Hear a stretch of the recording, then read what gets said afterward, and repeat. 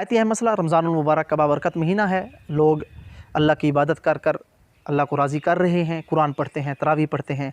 वहीं हमारी नौजवान नस्ल चूँकि इलेक्ट्रॉनिक मीडिया का दौर है और सोशल मीडिया का दौर है, तो ऐसी बुराइयों का शिकार हो जाती है कि मोबाइल से उनकी जान नहीं छूटती। यूट्यूब और दीगर ऐसी बुराई के मवाद उनके पास मौजूद होते हैं कि वो रमज़ानुल मुबारक में भी इन चीज़ों को देखने से परहेज़ नहीं करते, जिसकी वजह से रोज़े के मसाइल के हवाले से वो परेशान हो जाते हैं।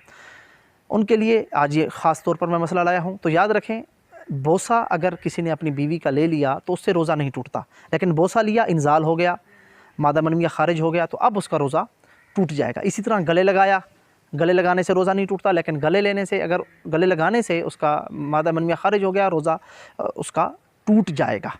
इसी तरह अगर किसी ने कोई तस्वीर देखी, मोबाइल में कोई ऐसी चीज़ देख ली जिससे उसका मादा मनविया ख़ारिज हो गया, तो अब भी उसका रोज़ा नहीं टूटेगा।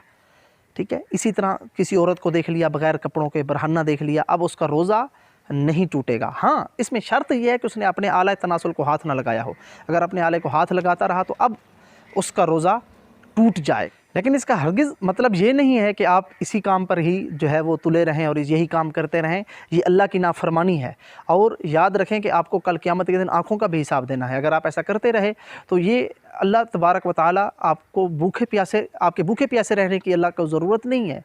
याद रखें, अल्लाह तबारक व तआला ये चाहता है कि आप अल्लाह की रज़ा के लिए सुबह से शाम तक, दाता साहब रहमतुल्लाह अलैह ने भी फरमाया कि आँखों का भी रोज़ा होना चाहिए, कान का भी रोज़ा होना चाहिए, ज़ुबान का भी रोज़ा होना चाहिए, गाने ना सुनो, बुरी चीज़ें ना देखो। अब इसका मतलब ये नहीं है कि भाई ठीक है, रोज़ा तो टूटता नहीं है तो हम सारा दिन देखते रहें।